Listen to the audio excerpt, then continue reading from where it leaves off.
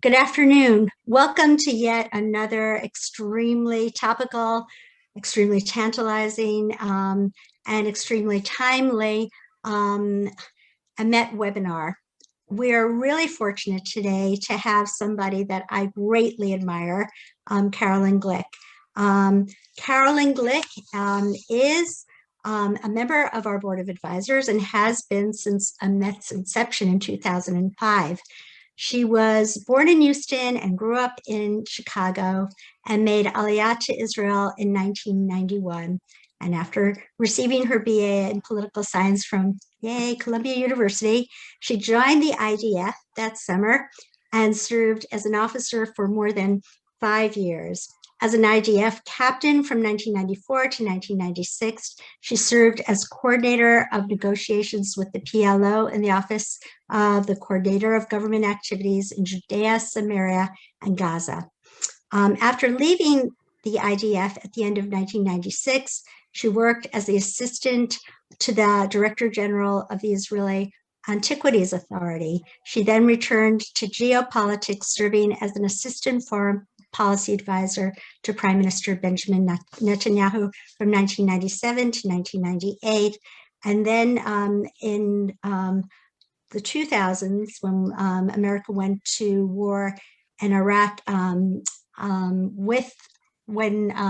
was working then for, was it Newsweek, Carolyn? No, Jerusalem Post. Oh, okay, Jerusalem Post, sorry. She was an embedded journalist. And Carolyn's writings have been published in numerous newspapers and online journals throughout the world. She is one of the few journalists at every time I read, I find myself nodding with assent. Right now, she's primarily writing for Israel Hayom and Newsweek, but you will find her writings all over. She's often quoted and requoted.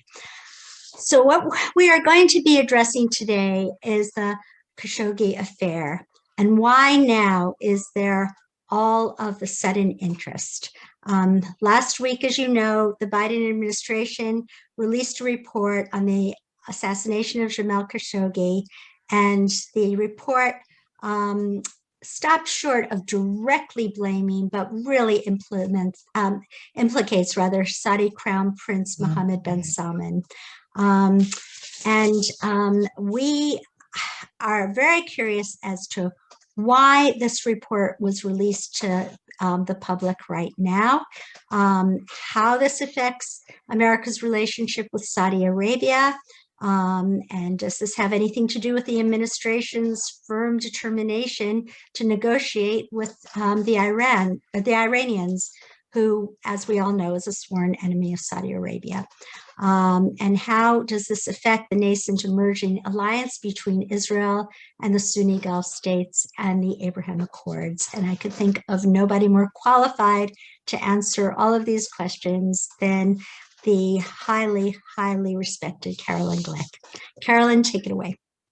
Thank you so much, Sarah. Thanks, Benjamin, for organizing this event. It's always a pleasure to work with EMET. I think you're, among the most important organizations now, when truth seems to be so scarce in Washington and other places in the United States. So thank you very much for everything that you do to get out the EMET, get out the truth about Israel, about the Middle East, and what's at stake, not only for the nations of the region, but also for the United States and the American people.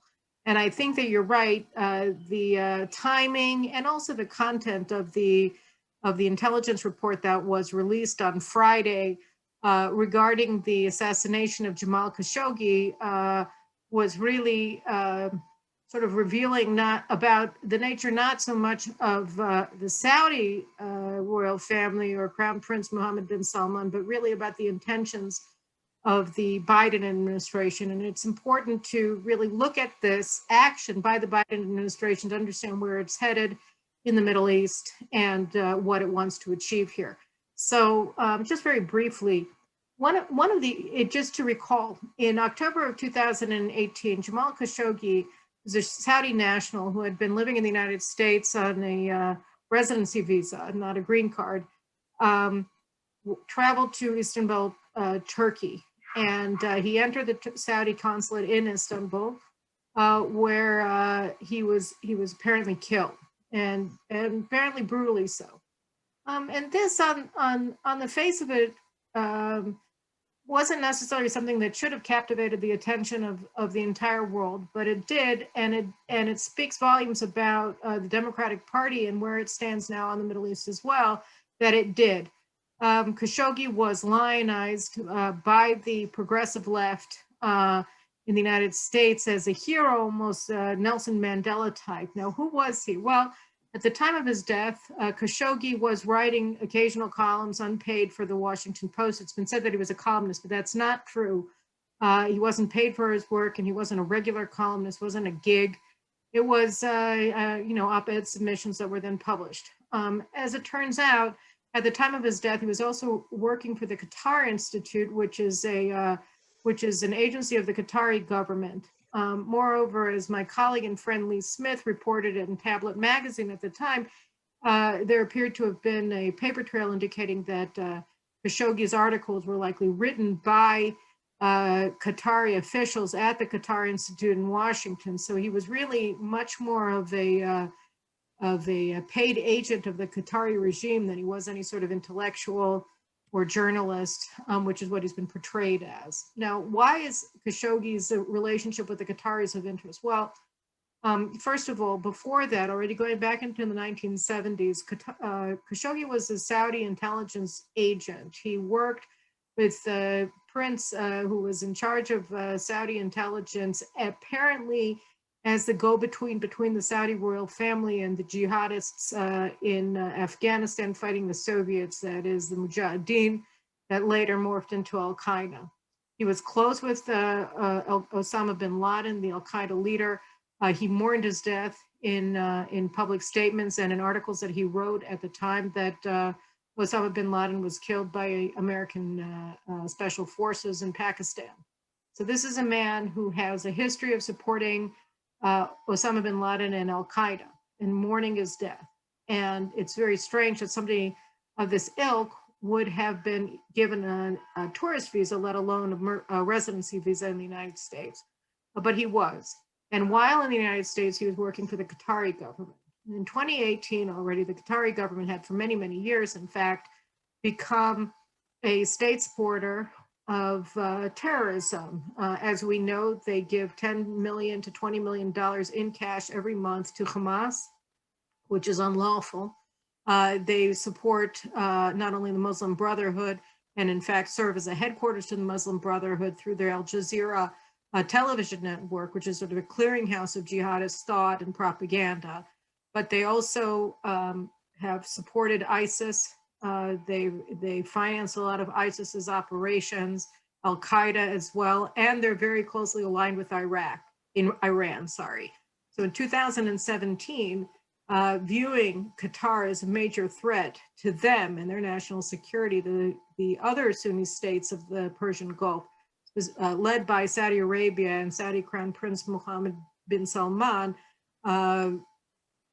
essentially launched a Cold War against Qatar. They didn't allow Qatari flights to overfly their airspace. They didn't allow Qataris to enter their territory. They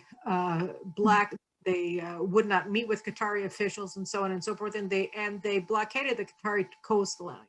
So all of these acts of war that were undertaken by the Arabs were done in an attempt to try to coerce the Qataris to scale back their cooperation with Iran and with the Muslim Brotherhood and their efforts to undermine the stability of neighboring regimes, first and foremost Saudi Arabia and the UAE. So that's the background. And again, Khashoggi was working for them.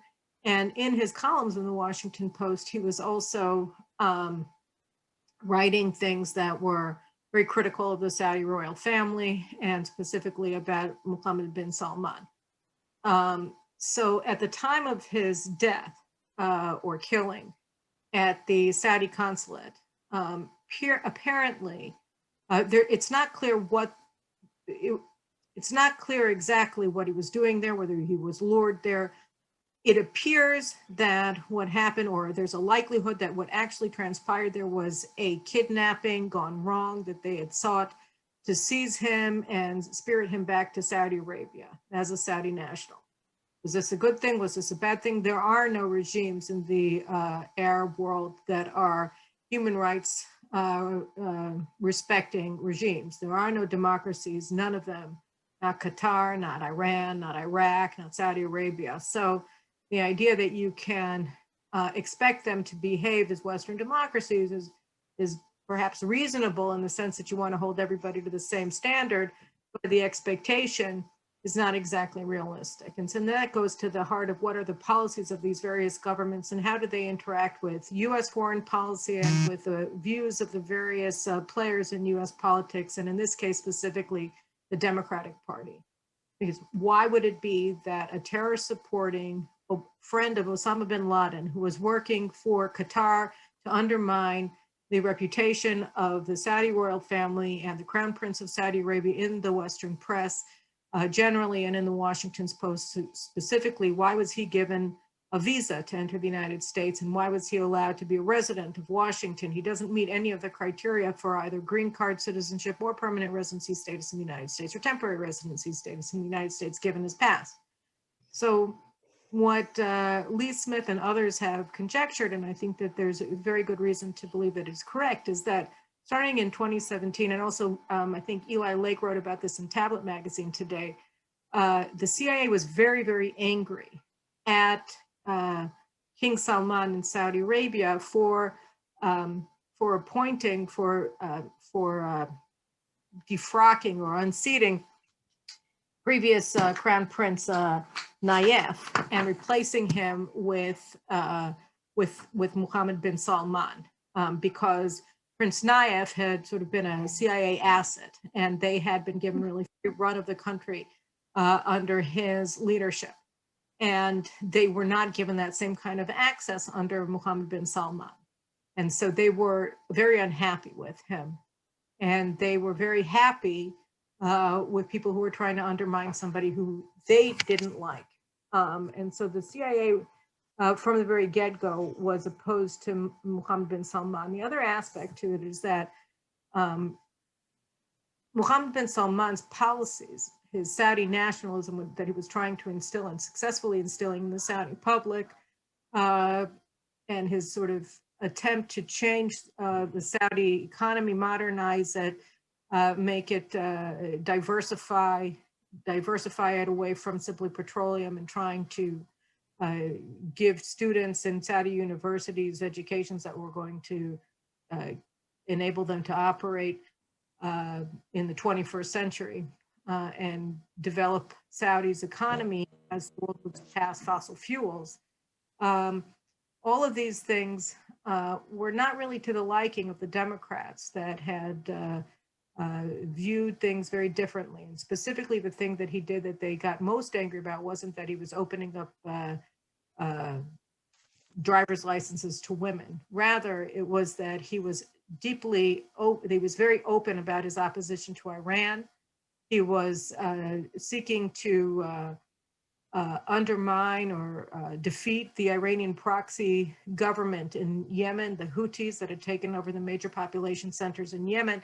And if you just look at the map of Yemen and Saudi Arabia, you'd see that the Houthi control over the large swaths of Yemen that they control today along the Saudi border really represent an existential threat to the kingdom, armed with Iranian munitions, whether it's advanced drones or ballistic missiles. They've caused tremendous damage to Saudi oil infrastructure, Saudi shipping, Saudi cities, and their continued control over large swaths of Yemen and their attempts to take over the Bab el-Mandeb, which is the narrow outlet that links the Red Sea to the Gulf of Aden, would really give Iran complete control through the Bab el-Mandeb on the one side, and the Straits of Hormuz that moves the oil from the Persian Gulf through the Gulf of Oman.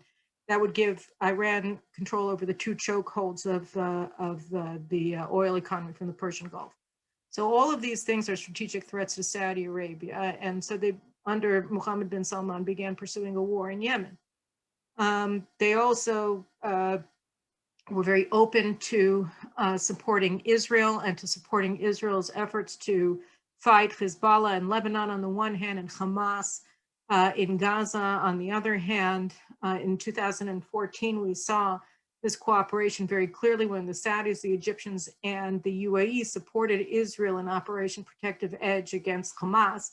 And you may recall at the time that John Kerry, then Secretary of State, was working with the Turkish government and the Qatari government really on behalf of Hamas and trying to force Israel to accept Hamas's ceasefire demands that would have been a strategic defeat for Israel in the war that Hamas started. And the Obama administration was flummoxed when suddenly they were outflanked by the Egyptians, diplomatically by the Egyptians, the Saudis, and the UAE, the Emiratis, who demanded that Egypt be given the position of mediator between Israel and Hamas, and they rejected Hamas's ceasefire demands. So this was the first time that we saw an operational alliance between Israel and these Sunni Arab states to defeat the Muslim Brotherhood in this case. And later on, we saw them in action in opposition to the Joint Comprehensive Plan of Action, the Iranian nuclear deal that Obama and his colleagues concluded with the Iranians regarding Iran's nuclear program. So obviously these key positions that were taken by Mohammed bin Salman made him really hated by the Democrats, by the Obama administration. And a lot of the people in the intelligence community had their own reasons for hating him, specifically that he wasn't their guy the way that Prince Nayef had been before him.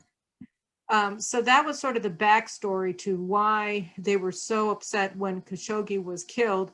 And it was even more so whether they were upset or not about him actually being killed. They used his death as a cause célèbre to discredit Mohammed bin Salman.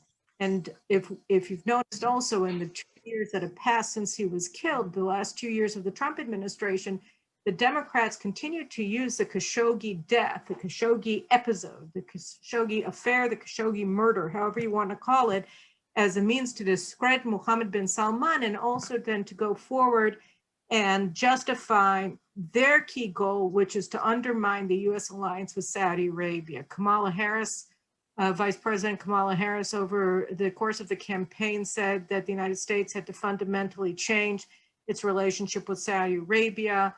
So did central players in the Biden administration today, Secretary of State Tony Blinken. And I don't, correct me if I'm wrong, Joe Biden himself has made statements to this effect on the campaign trail. They were very open that they wanted to recalibrate, reconsider the fundamentals of the U.S.'s relationship with Saudi Arabia, its alliance with Saudi Arabia.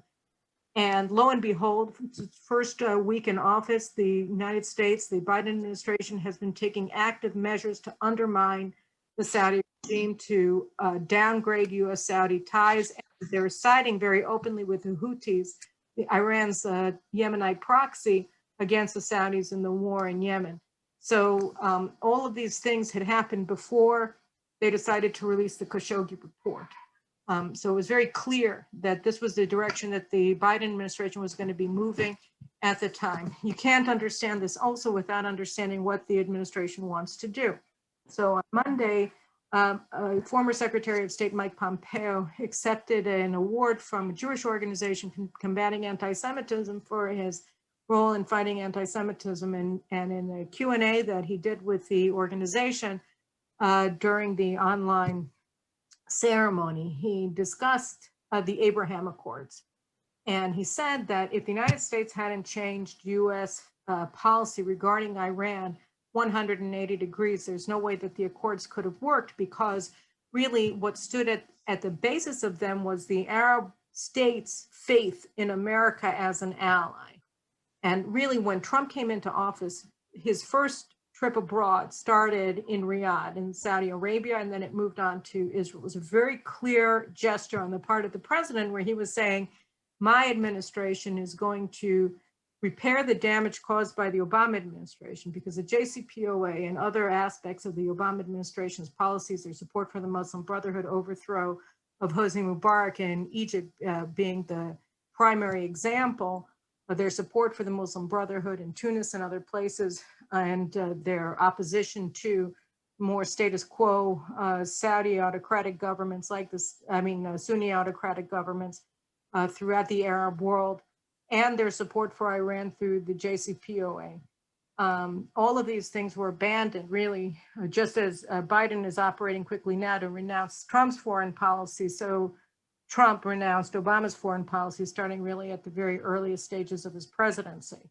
And so what Pompeo said was that the entire Abraham Accords, the whole infrastructure underneath the whole edifice of the Abraham Accords is founded on American reversal of the Obama administration's policies. So here too, with the Biden administration, with their mad rush to appease Iran in all sorts of different ways and in all sorts of different regions, whether it's the Houthis, whether it's South Korea South Korea giving Iran essentially a $7 billion payoff to release the ship that Iran took hostage in early January. The Biden administration is working very hard to appease the Iranians in the hope of bringing them to the negotiating table to restore the JCPOA, the Iran nuclear deal, which itself is a joke because the Iranians, for their part, are rushing to the nuclear finishing line. Every day they're taking new actions that make clear that really what they're after right now is to simply develop within weeks or very few months independent military nuclear capabilities, while the United States is talking about reinstating a largely irrelevant agreement from 2015 that wasn't stopping them from becoming a nuclear power. But all of this is just a very long way of saying that the Iranians are front and center in what the Americans under the Biden administration want to accomplish in the Middle East. They don't want regional Arab-Israeli peace. They don't want the Abraham Accords. They don't want Mohammed bin Salman to be in power or to be considered a legitimate leader in the Arab world. They want to delegitimize him. They'd like to delegitimize the Crown Prince of Abu Dhabi, MBZ, he's called, bin Zayed, Mohammed bin Zayed, because these are young, vibrant leaders who want to modernize their economies, who want to have a regional alliance with Israel to confront and push back Iran, both from a perspective of their regional aggression and hegemonic designs, and also their nuclear program. And all of these things are anathema to the Biden administration because their ideology, their anti-colonialist ideology, their progressive ideology, their Islamist ideology, all aspects of those ideologies are well represented in the Biden administration, tells them that what they really need to do is side with the Iranians as a revolutionary and sort of authentic anti-colonialist regime against all of these. And so that's what they're doing. That's why they're going after Mohammed bin Salman. If Mohammed bin Salman were to normalize officially Saudi relations with Israel, the Biden administration will use the Khashoggi hit to say that Israel is making peace with a murderer, so that they would be trying to discredit that peace deal from the outset through the Khashoggi murder. And again, this is a very slim read to base your entire policy on, because of course, while they're attacking Mohammed bin Salman and upholding Khamenei and the phony moderates in Iran, the Iranians themselves are murderously putting down a rebellion in the Baluchistan province. They've killed over, I think 2 days ago, it was 23 people, innocent protesters who just want to have better lives in their homes. And they're being killed by the Iranian regime, and the American government has said nothing about any of this because they don't care really about human rights. They care about their radical ideological agenda. So the Khashoggi incident, the Khashoggi morality play, what I call it, or passion play, is an effort to discredit Saudi Arabia, to legitimize and justify America's current plan to do what the Trump administration, which is to revamp American policy towards the Arab world, towards Israel, and towards Iran 180 degrees away from what President Trump's plans were. Thank you. That was very, very comprehensive and brilliant. And I expected nothing less from you, Carolyn. Before we get to questions, I just would like to point out, I just written an article for JNS on our Middle Eastern, quote unquote, selected ethics. And just this past December, an Iranian journalist named Rohala Zam was living in exile in France because he had been criticizing the mullahocracy, the Iranian regime, and he was kidnapped, returned to Iran. There was a quick show trial, and he was summarily hung. Now, this is somebody who actually is a dissident, as criticizing one of America's and Israel's greatest enemies and the enemies of many of our Gulf allies.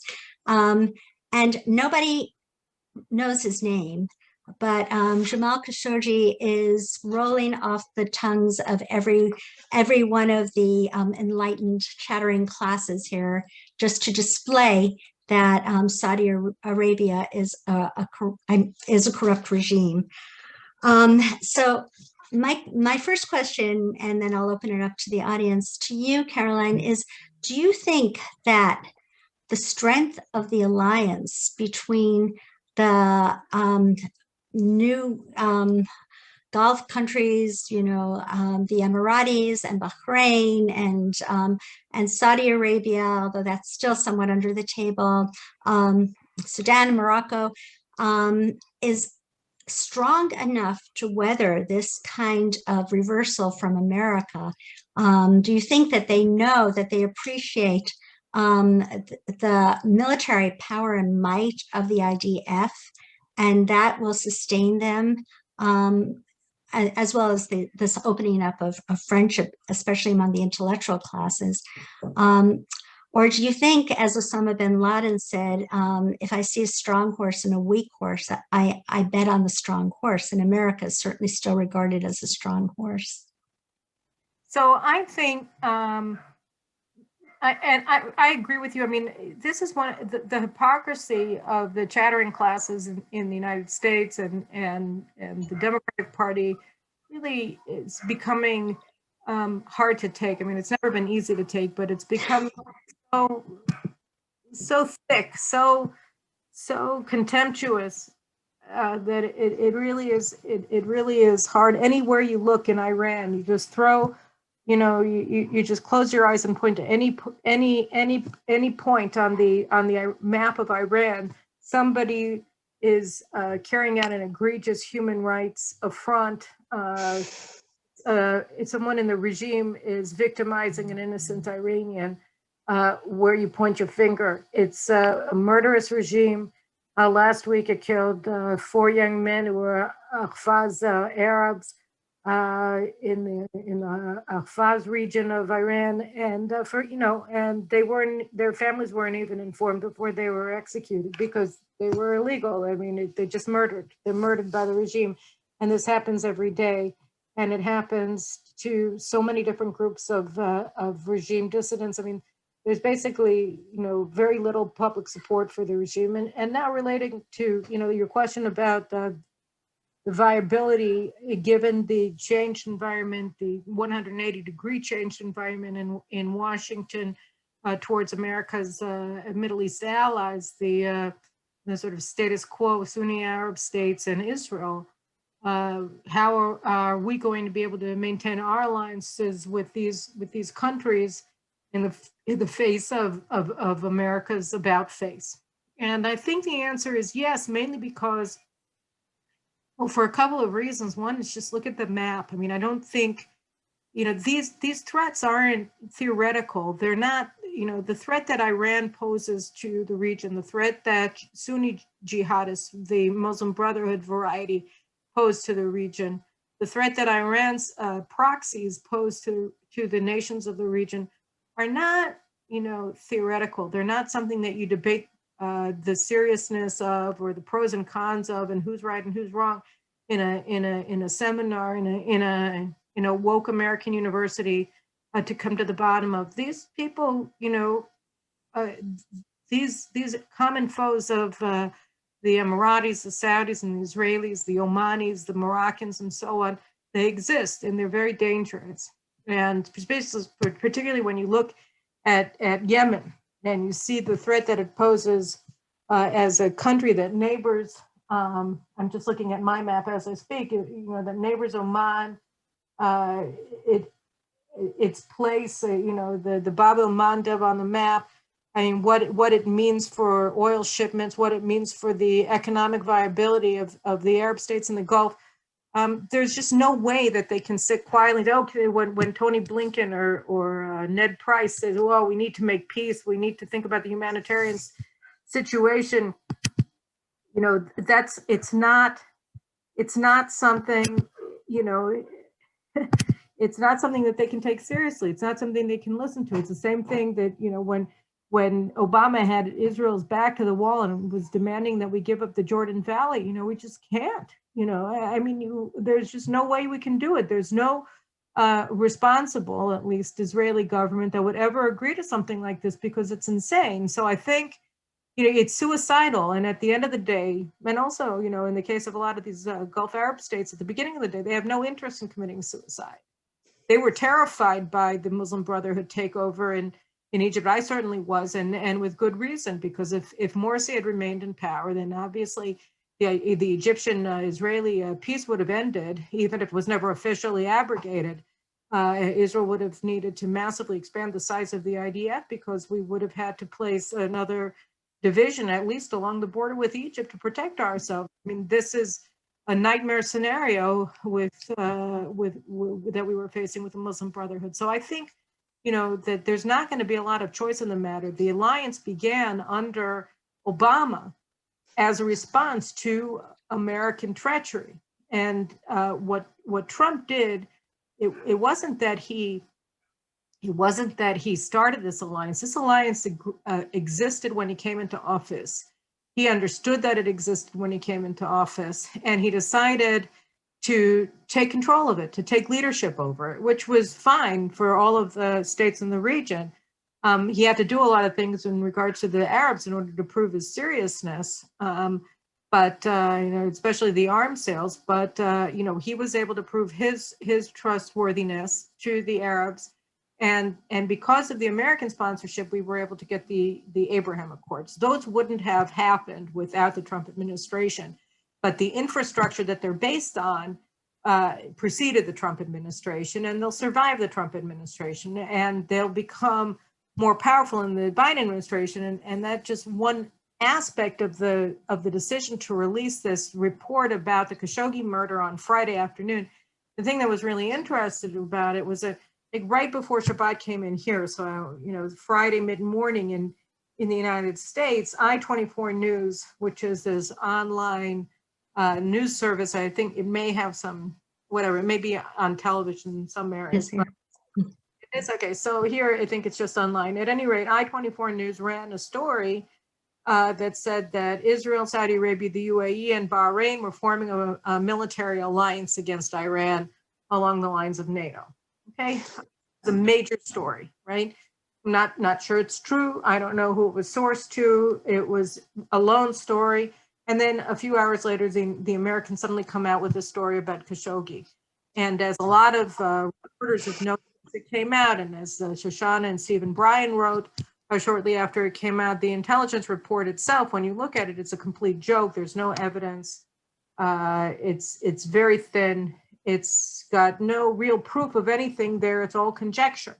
Likelihood, given the overall structure of the Saudi regime, this is what we assess, but there's no actual proof of anything that they're trying to, that they're using in order to say, here, surprise, surprise, the Saudi crown prince is, not all sweetness and light.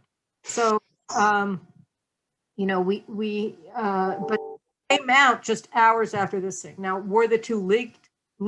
Did the Americans decide to rush their release of the intelligence report on Khashoggi to try to stop this alliance from gaining ground? It's possible. And even if it's not the case, even if they were planning on doing this weird thing where they put out half of their statement on Khashoggi and Mohammed bin Salman on Friday, and then they give the other half on Monday in a really bizarre, angry State Department briefing by Ned Price, that could have been their choice. Maybe that was their decision from the get-go. Maybe not. But what the two events, the I-24 news story on the one hand and the Khashoggi story on the other hand, show is where America lies, where the states of the region lie. We all are united in our desire to curb Iranian aggression, both conventional, terrorist, and nuclear. And the Americans are very much not with us on this anymore. So I do think that this is going to last. I think that it's going to last if for no other reason than we don't have any choice but to work together. Wonderful. Okay, now I'm going to hand the podium over to our very, very talented and intelligent Benjamin Whale, who will read the questions that have come in. And I also want to acknowledge Hussein Abubakar Mansour, who is our newest shining light, who is as going through the questions with Benjamin. Okay, thank you. Thank you, Sarah, and thank you, Caroline, for your remarks, as well as to all the attendees who tuned in today. We have been flooded with questions. We will try to get to all of them as time is permitted, and I'll kick it off with the first question that was submitted. Is do you think Biden's releasing of the report was to address those so-called human rights concerns while not really alienating an ally? No, I don't, in the sense that, they, if it weren't, if they weren't trying to tie it specifically to Mohammed bin Salman, maybe. If they were, because a lot of the people that they named that they said that they were sanctioning are people that were sanctioned by the Trump administration after Khashoggi was killed. So it's hard to really say that there's new stuff there, which means that really what they were trying to do here was to discredit Mohammed bin Salman. And when you see that also with their very strange insistence that President Biden will not speak to Mohammed bin Salman. He's not his counterpart. His counterpart is the king, even though the king has made MBS the head of government by making him the crown prince. I mean, Obama met with MBS, obviously Trump met with MBS. And so this new thing that says, oh no, he's only going to meet with the king, even though the king really has decided that he wants to just be the head of state, sort of like the Queen of England, rather than the Prime Minister of England, and that he's given the actual day-to-day running of the country, those responsibility to the crown prince. So these kinds of things that the Biden administration has done and is doing indicate that they are trying to bring about a regime change in the Saudi royal family, and force them to oust MBS from power. If in the next 3 to 4 years, MBS does become king of Saudi Arabia, how much worse or better can the U.S. Saudi Arabian relations get? And what would that mean also for the relations between Israel and Saudi Arabia? I'm sorry, I got a little discredited. Can you read again the beginning of that question? Yeah, certainly. If in the next 3 to 4 years, MBS becomes king of Saudi Arabia, how would that affect the U.S.-Saudi relations and the Israeli-Saudi relations? So I think that, first of all, regarding U.S.-Saudi relations, if in fact he does succeed the king, I think, I think that Saudis are realistic. I think, a lot of, excuse me, for better or for worse, the Arabs are trying to reduce their dependence on the United States. And so even during the Trump administration, because they were hedging their bets, and obviously given the results of the elections, they were wise to do so, the Egyptians started increasing their weapons sales from Russia. The Chinese have gotten into the arms market with the Arab Gulf states, with the UAE and with Saudi Arabia. Egypt is, I think, buying the S-400. The Saudis are, or the S-300, and the Saudis may be wanting to buy the S-400, which are surface to air missile systems that the Russians are putting out that are obviously not interoperable with U.S. Platforms. Now, most of their weapons platforms are American made. They have U.S. contractors in Saudi Arabia that are really protecting the kingdom. So they're a lot more dependent from that perspective on direct military assistance from the United States than Israel is. I'm not sure really, whether they're in any position whatsoever to purchase or to develop, produce spare parts if the United States places an embargo on them. So I think that given all of this, they're trying to diminish their dependence, their military dependence on the United States, which is of course to the detriment of the United States, and I dare say to a future 180-degree swing in U.S. policy. It was very difficult for President Trump after 8 years of Obama to rebuild American credibility with its spurned allies in the Arab world and also with Israel to a degree. And a lot of the steps that Trump took in office, whether it's recognizing Israeli sovereignty in Jerusalem or the Golan Heights, or whether it's the weapons sales in Saudi Arabia and so on and so forth, were really efforts to rebuild America's credibility as an ally. So I think that after another 4 years like this with Biden, it's going to be very difficult for a future Republican administration to rebuild credibility. I think, we'll have to see what happens with U.S.-Saudi relations. Again, I think they're very close now. I think they'll remain close until the Iranian threat is neutralized to a significant degree. Because as long, again, as we have shared interests, we are going to have joint action. After that, it's anyone's guess. Perhaps we'll be able to expand those joint interests in different ways through economic integration, which is what things people are working on now, particularly through the Abraham Accords. And if that happens, then they'll survive even past the demise, God willing, of the Iranian regime sometime in the near future.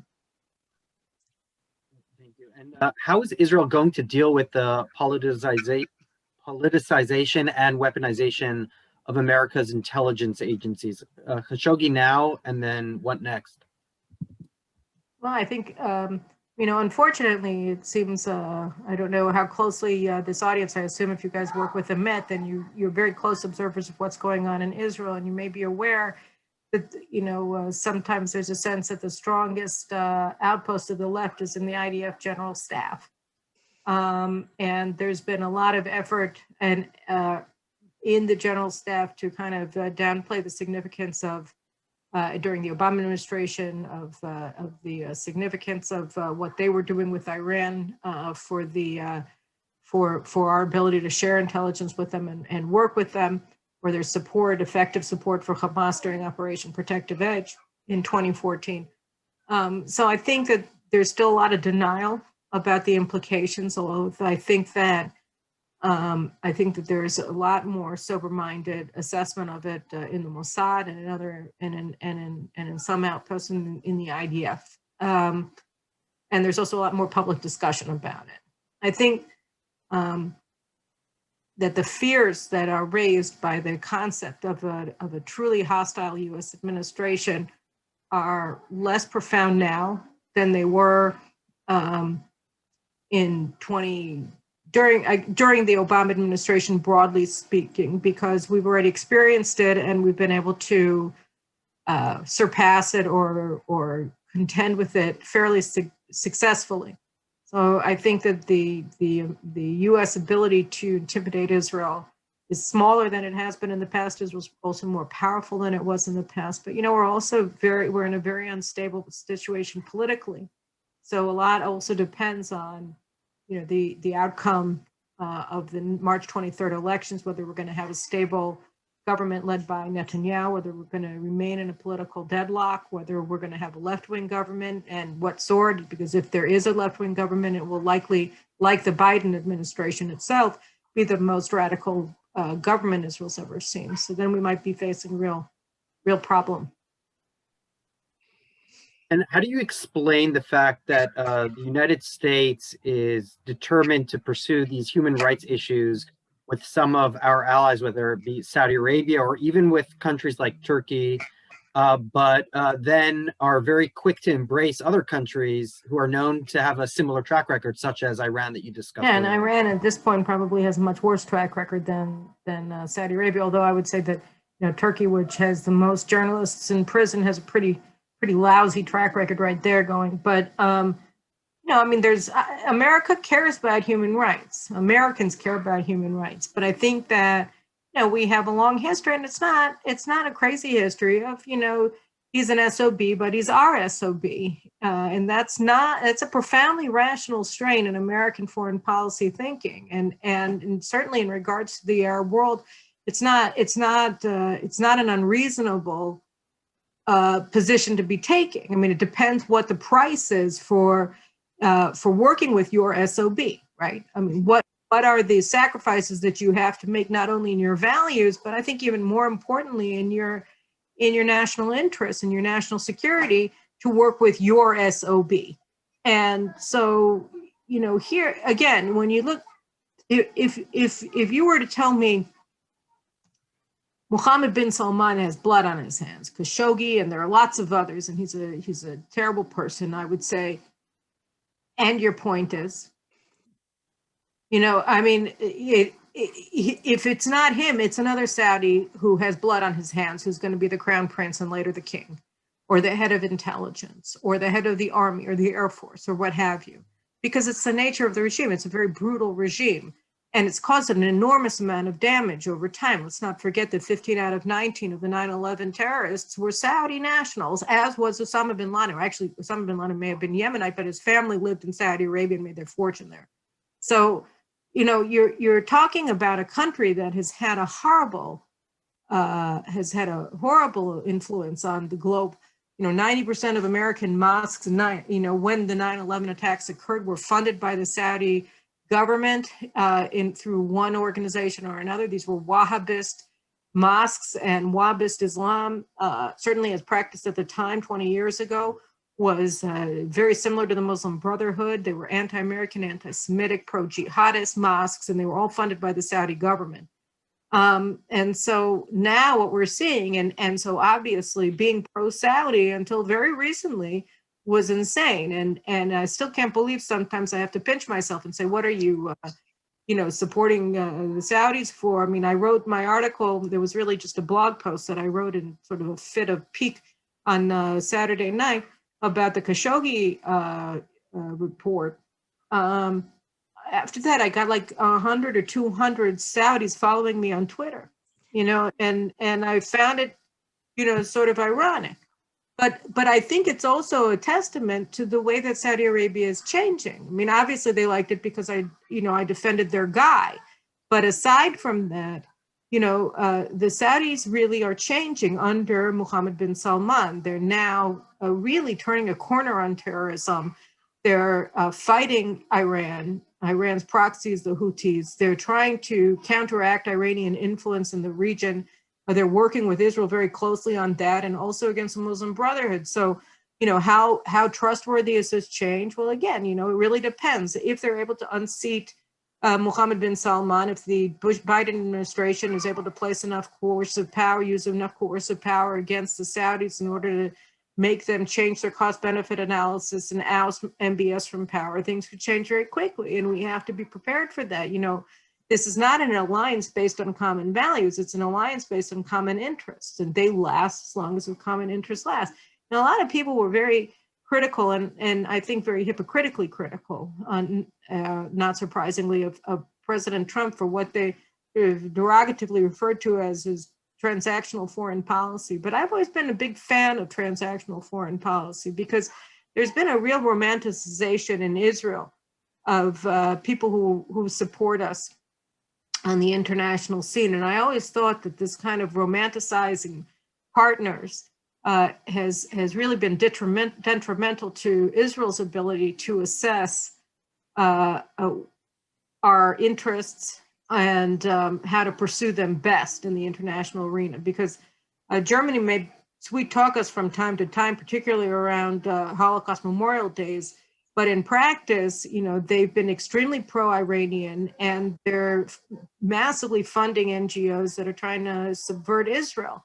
So, you know, you can enjoy listening to Angela Merkel whisper sweet nothings about their, you know, their moral obligation to the Jewish people as much as you want. But if you want to ensure that you're working with people who share your interests, probably Germany won't be the first place you turn unless you're doing something that also serves Germany's national interest.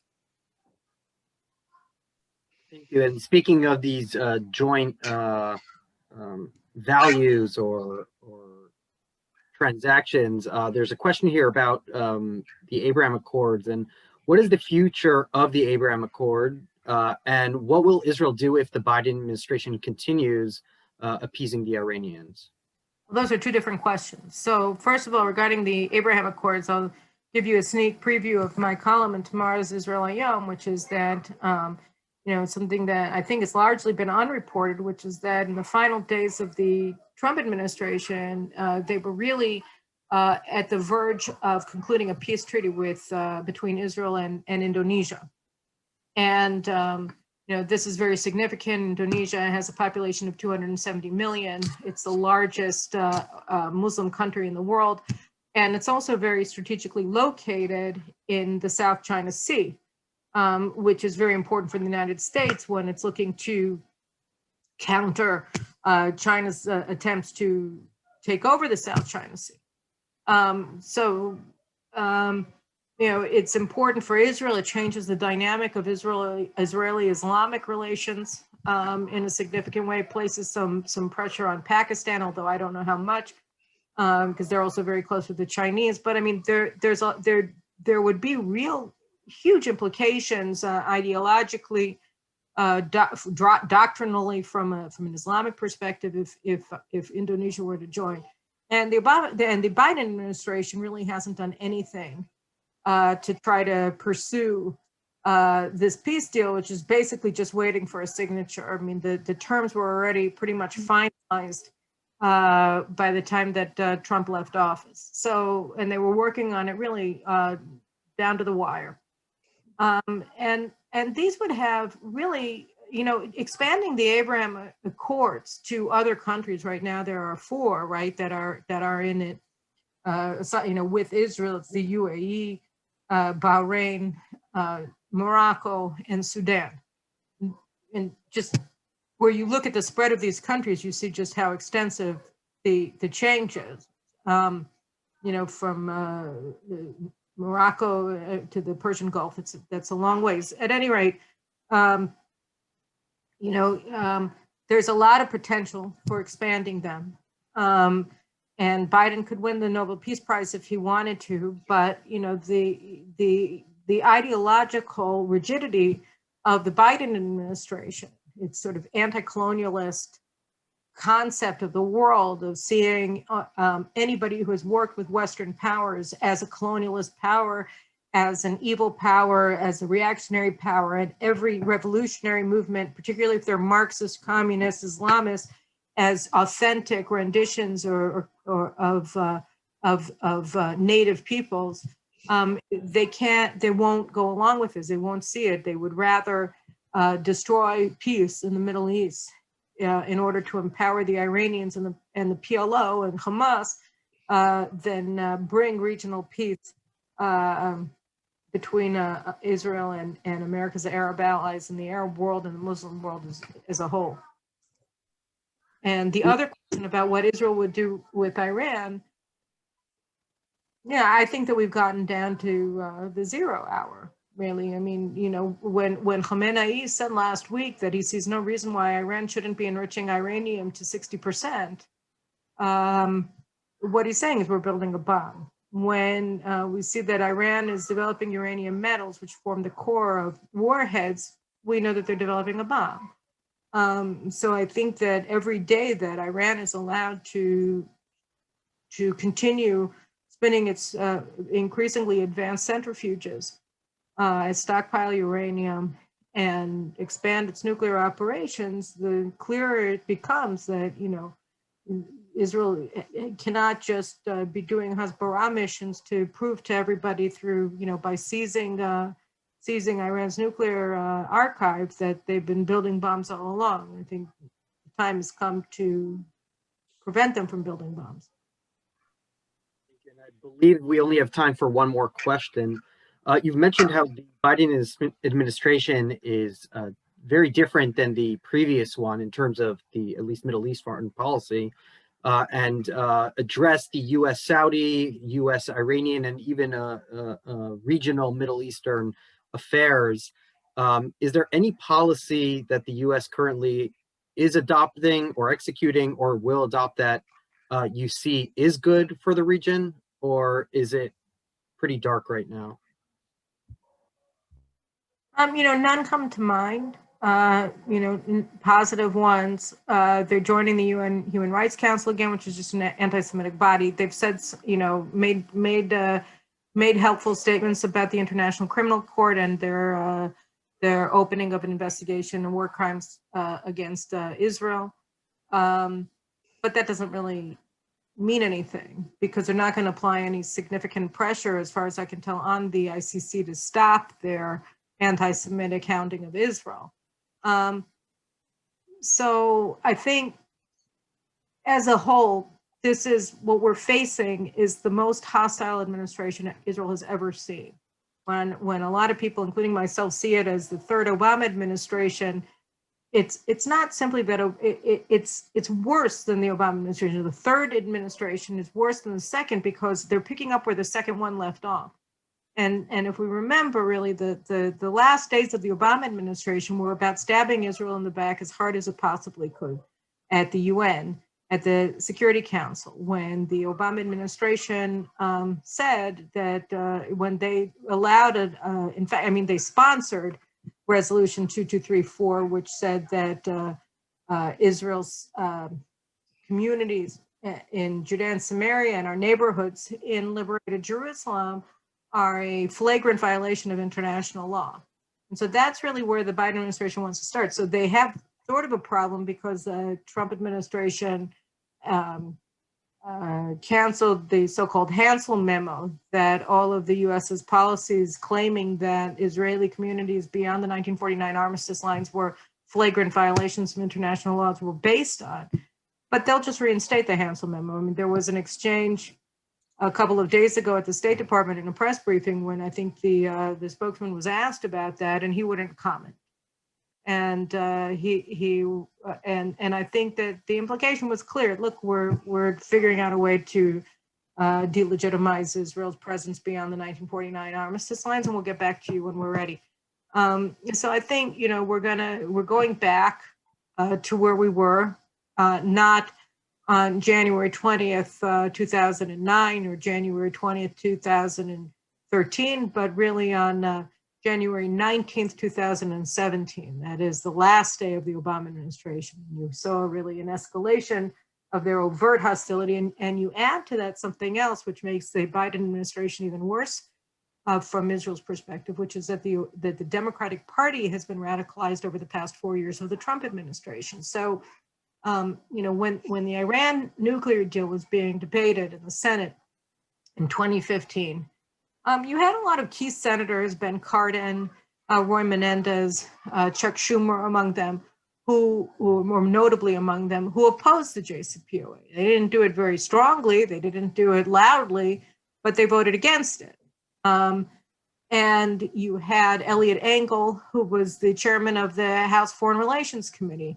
So Elliot Abrams, Nita Lowey, other pro-Israel representatives, outspokenly pro-Israel representatives in the Democratic side of the aisle are all gone. They're either primaried out and replaced by BDS supporting just vituperative haters of Israel, or actually that's what happened in all of those cases, or people who remain in Congress are just much weaker on Israel than they were before, and much more supportive of Obama's policies. And really all the air in the room in the Democratic Party is being taken over by the squad and their supporters outside of government. So that And these people are anti-Semites. They hate Israel. They want to downgrade U.S. relations with Israel. So, in 2015, Netanyahu could come and speak before the joint houses of Congress, and Obama was really angry about it, and he never forgave him. Not that it mattered. I mean, Bibi went there in 2015 because he recognized with the JCPOA that there was no point in trying to cut a deal with Obama, because Obama wanted to hurt Israel, and that was what he was doing. So there's no point anymore in paying lip service to Obama. And he could go to the Congress, and I think, there were about a dozen or so Democratic lawmakers who boycotted his speech, but there were also plenty of Democratic congressmen and senators who joined the Republicans in giving him repeated standing ovations throughout the course of that remarkable address. So that kind of thing couldn't be repeated today, even if the Republicans were the majority in either of the houses. Neither would invitation be proffered, nor would Democrats support him. So I think, we've lost that as well. We've lost, it doesn't mean that Israel shouldn't be working with lawmakers. It just means that the situation inside of both houses of Congress is much worse for Israel than it's ever been before. And we have an administration that has hired open haters of Israel, BDS supporters and activists and terror supporters to very key roles, in the senior government service in relation to Israel and the Palestinians, and in relation to Iran, and other aspects of the government that are directly related to both. Thank you. I think we've reached the witching hour. This has really been incredibly enlightening, Carolyn. I cannot thank you enough for your brilliance and your wisdom, as sobering as it is. But we're on the same page here at EMET. We, like Ronald Reagan's phrase, trust but verify. But when it comes to the Iranians, I think we need to verify first and then trust. And the Middle East is a very brutal and very dangerous place, but it is the neighborhood that Israel is forced to survive in. Yeah, well, hey, we're not outlawing Dr. Seuss in Israel, so you want to talk about harsh neighborhoods. All right. And anyway, thank you very, very much. I encourage you all to follow Carolyn Glick in her wonderful writing. And I'd like all of you to know that EMET puts these presentations on every week because we believe that an enlightened public might somehow translate itself into enlightened policymakers. Let me just plug my thing for just 1 second. Sure. If you guys want to subscribe to my newsletter, just go to my website, carolynglick.com. And also one last thing, I was hoping to start them this week, but next week I'm going to start podcasting. So if you get on my subscription list, you'll also get my podcast. Excellent, excellent. There's never too much of Carolyn Glick's brilliance, and and all of us have to. And there's never too much of Sarah Stern support for me. Right. And all of you should also know, speaking of support, that all of this involves a great deal of professional time and costs EMET a great deal of money, but we do it because we really believe in an educated public. So EMET, it depends on every one of you for your support. So if you can, please go to our website at www.emetonline.org so that we can continue to have quality people such as Carolyn Glick and quality programming. Thank you so much. And thank you. Let's hope we go from strength to strength. Amen. Amen. Amen. Bye.